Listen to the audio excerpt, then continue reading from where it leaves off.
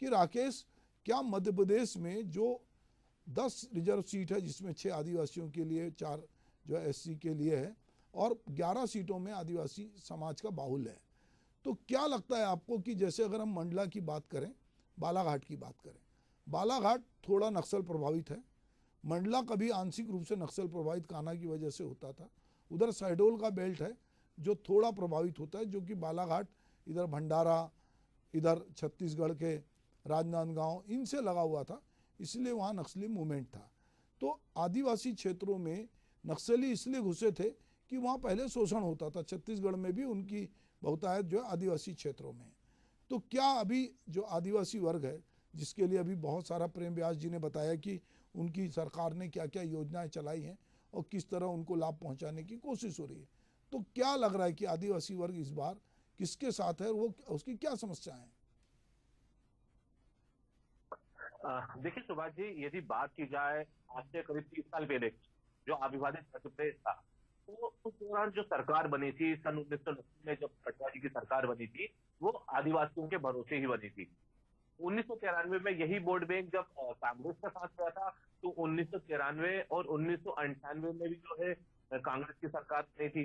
2003 में जब चुनाव हुए थे, उस दौरान जो है यही वोट बैंक जो है आया। तो तभी से लेके अभी तक की बात की तो ये वोट बैंक बीजेपी। हालांकि देखिए, यदि बात की जाए से, तो आज भी 1/3 से ज्यादा जो सीटें वो BJP में है, यानी बीजेपी के पास कम। देखिए, दूसरी बात की जाए तो यदि इस लोकसभा में है, तो इसमें ये देखने को आता है कि कांग्रेस दोनों ही दलों ने जो राकेश, सीनियर लीडर थोड़ा है। आपका वीडियो थोड़ा सा फंस रहा है, मैं लौट के चलता हूँ, एक बात पूछता हूँ कि आदिवासियों के जो नेतृत्व करने वाले, जो कांग्रेस में बहुत सारे नेता हुए, क्रांतिलाल भूरिया हुए, दिलीप भूरिया हुए, फिर उस अगर पीछे जाते हैं तो सोलंकी जी, शिवभानी सोलंकी हुए, फिर वहाँ पे और भी लीडर हुए जो आदिवासी वर्ग से आते थे, बड़े लीडर कहलाते थे। ऐसे ही बीजेपी में कुछ लीडर होंगे जो आदिवासी वर्ग के बड़े नेता कहलाते हैं, और आदिवासी वर्ग का जो अधिकारी कर्मचारी संगठन है वो भी बड़ा सक्रिय होता है। तो ये सारे लोग जो हैं, इनके क्या मुद्दे हैं जिनको ऐसा लगता है कि इन सीटों पे ये मुद्दे ज़्यादा असरकारी होंगे? व्यास जी, आपने जो योजनाएं लाई है बीजेपी ने, पर क्या ये जो इस वर्ग का जो प्रतिनिधित्व करते हैं, या जो इसके मुखर नेता हैं, या जो इनका कर्मचारी अधिकारियों का संगठन है, या सर्व आदिवासी समाज है, वो किस तरह की अपेक्षा करता है इस चुनाव में? देखिए, दो चीजें होती है। जैसे कि इन्होंने, आपने पूछा था मेरे कांग्रेस के मित्र से, अशोक जी से, तो उन्होंने योजना नहीं बता पाए 70 वर्षों में। 70 वर्षों में किए गए सशक्तिकरण के लिए क्या कार्य कांग्रेस ने करा, उन्होंने नहीं बताया। दूसरा, मैंने आपको बताया कि 1998 में अलग गठन हुआ एसटी एसटी मंत्रालय का, और उसके बाद पता चला है कि कहां कहां किन क्षेत्रों में कितनी आवश्यकता है। दूसरा, इन्होंने कहा कि केसेस की बात, तो एक केस ऐसा बता दें मध्य प्रदेश में जिसमें कार्रवाई ना हुई हो, और दूसरा वहीं कांग्रेस शासित राजस्थान, लगभग 6 से 7 हजार केसेस, और वहां कार्रवाई नदारद। और दूसरी तरफ जिस व्यक्ति जिनकी इन्होंने बात करी थी, जिस व्यक्ति के, निश्चित रूप से उसके लिए स्वयं शिवराज सिंह जी चौहान उनसे मिलने गए, और उसके पश्चात उन्होंने अगर भारतीय जनता पार्टी का दामन नहीं थामा तो कांग्रेस का भी दामन नहीं थामा। तो निश्चित रूप से कांग्रेस पे अविश्वास जो आदिवासी समाज का है वो तो प्रदर्शित हो ही रहा है ना। पिछले कई वर्षों से अगर देखेंगे तो सशक्तिकरण की तरफ जो प्रयास किए गए वे उन समाजों के लिए भी किए गए जो आदिवासी समाज में होते हुए भी अछूते थे, जैसे बेगा, सहारिया, भारिया समुदाय की महिलाएं। निश्चित रूप से उनके लिए भी सशक्तिकरण की तरफ कदम उठाए गए, उनके लिए भी योजनाओं का क्रियान्वयन किया गया। तो हम संपूर्णता के साथ में काम कर रहे हैं, हम निष्ठुरता एक किसी वर्ग विशेष के लिए काम नहीं कर रहे। जितने भी समाज यहाँ पर व्याप्त है, चाहे वह आदिवासी हो चाहे सामान्य हो, सबके लिए एक जैसा साथ, सबका साथ, सबका विकास, सबका विश्वास। अगर भवनों के निर्माण की बात करेंगे तो निश्चित रूप से आदिवासी अंचलों में उसका लाभ मिला है। अगर शौचालय निर्माणों की बात करेंगे तो निश्चित रूप से आदिवासी अंचलों में उसका लाभ मिला है। कई कई किलोमीटर से पानी लाने की बात हो तो वहां पर भी आदिवासी अंचलों को चिन्हित करके वहां पर कुओं के निर्माण, वहां पर नलों से जल पहुंचाने का कार्य, तो निश्चित रूप से हमने जो साक्षरता के लिए कार्य किया है उसका रिजल्ट है कि 28 करोड़ मानव दिवसों का सर्जन अगर होता है तो मध्य प्रदेश भी उसमें अछूता नहीं होता है।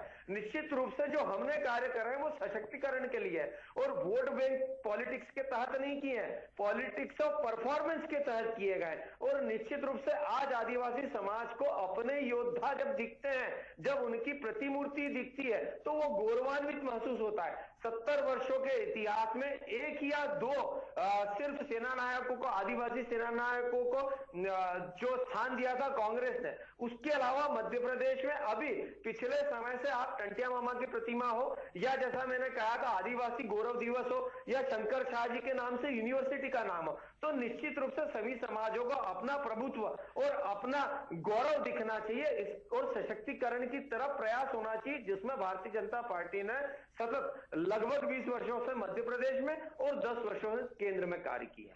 जी प्रेम जी, मैं आपको एक बात बताना चाहूँगा। मैं जब जबलपुर में रहता था तो मैं शंकर शाह नगर में रहता था। तो शंकर शाह नगर जो था वो चूँकि शंकर शाह जी के नाम पे था। ये बात तय है कि जो आदिवासी नेतृत्व करने वाले बड़े नेता हुए उनको जिस तरह से याद किया जाना चाहिए था या उनकी गौरव गाथा होनी चाहिए थी, उसमें मैं किसी पार्टी की बात नहीं करता। मुझे लगता है कि उनकी उपेक्षा तो ये बाकी समाज ने की है, क्योंकि उनके बहुत सारे नायक हैं जिनको आगे लाने की जरूरत है अभी भी।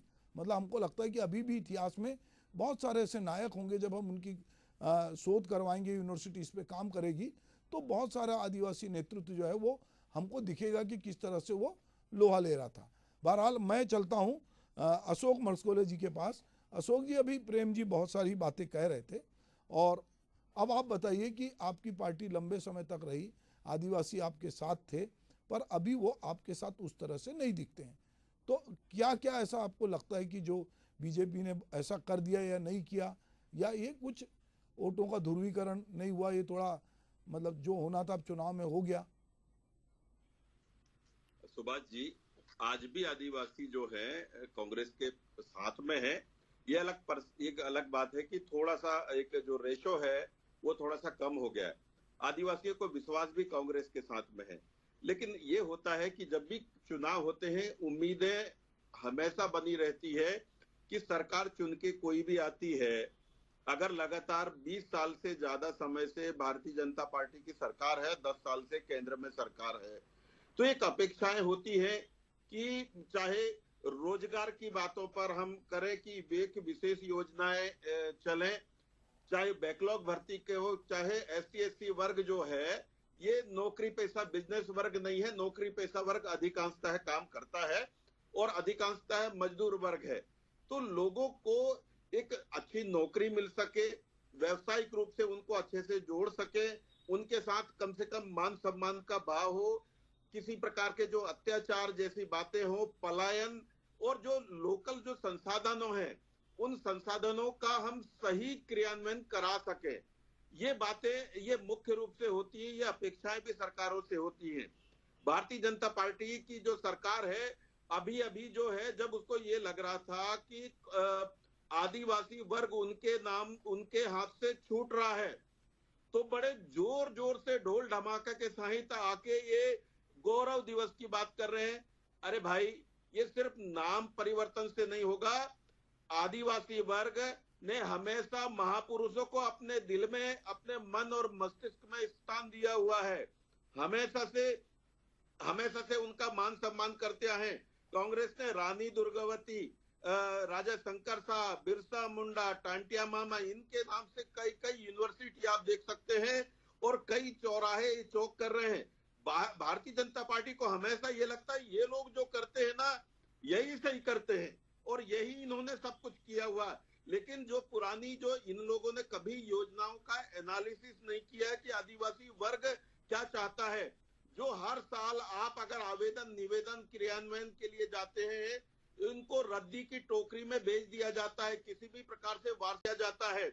आज भी आदिवासी जो वर्ग है नौकरियों के लिए तरस रहा है, पलायन बड़े जोरों से पे है। तो ये इन सब चीजों को रोकने के लिए हम हमेशा से मांग करते आए हैं। आदिवासी वर्ग भी मांग करता आया है कि आपकी सरकार है तो आप ऐसी कोई संसाधनों के बेस पे लोकल स्तर पर वहां पर रोजगार की बात करें, उनको अच्छे से सुरक्षा दें, लेकिन भारतीय जनता पार्टी नहीं कर पाई है और बोलते बोलते ढिंडोरा पीटते जाती है, लेकिन किसी भी स्तर पर विकास कार्य नहीं होते।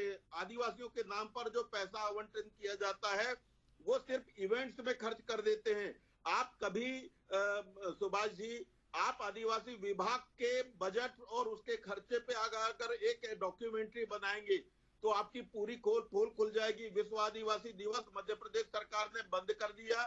यह आदिवासियों का एक पर्व होता था। आदिवासियों की योजनाएं कमलनाथ जी के समय में जो चालू की थी उन सबको आपने बंद कर दिया।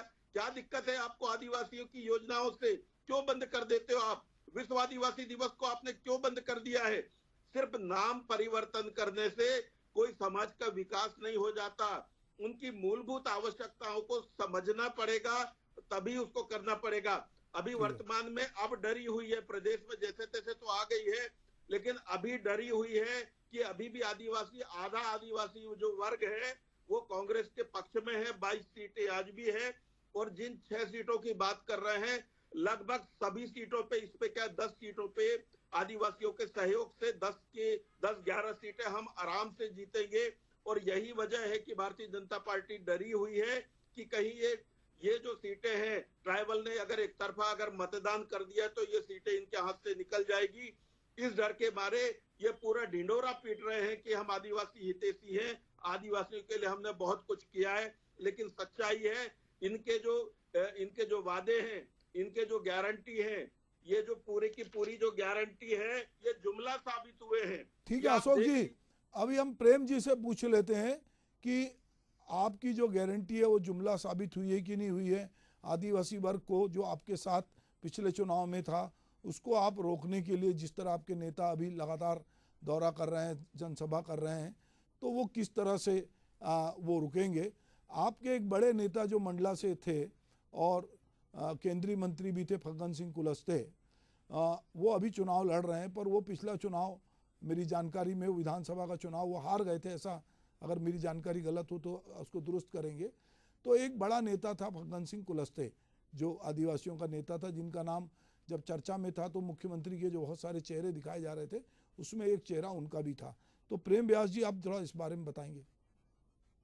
देखिए, निश्चित रूप से दो बातें होती, मैंने इसलिए कहा, इन्होंने कहा कि हमने यूनिवर्सिटीज के नाम, मुझे बता देंगे कितनी यूनिवर्सिटी? छिंदवाड़ा यूनिवर्सिटी का नाम बदलकर शंकरशाह यूनिवर्सिटी भारतीय जनता पार्टी की सरकार में।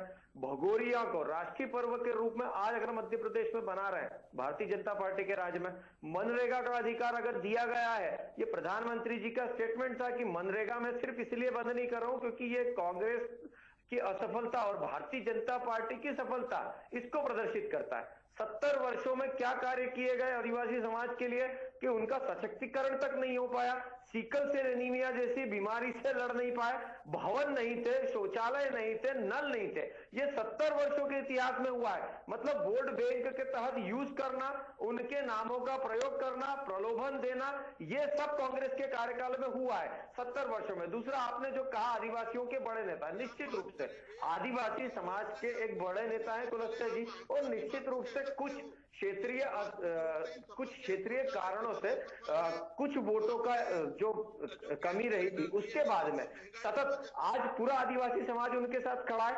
2019 के चुनाव की अगर बात करेंगे तो 29 में से लगभग 28 सीटें, और उसके पूर्व की अगर बात करेंगे तब भी आदिवासी समाज ने जो हमने कार्य करे सशक्तिकरण की तरफ, उससे प्रेरित होके, उससे अभिभूत होके जो समर्थन भारतीय जनता पार्टी को दिया था, वही समर्थन इस चुनाव में 2024 में अभूतपूर्व मतों के साथ में आदिवासी समाज हमको देगा और चुनाव में 29 सीटें भारतीय जनता पार्टी जीतने का कार्य करेगी। जी जी, मैं एक बार फिर अपने सहयोगी राकेश शर्मा के पास जाऊंगा समापन वक्तव्य के लिए। राकेश, पूरे मध्य प्रदेश में जो जिन सीटों की हम बात कर रहे हैं वहाँ पे वाकई में क्या परिदृश्य है?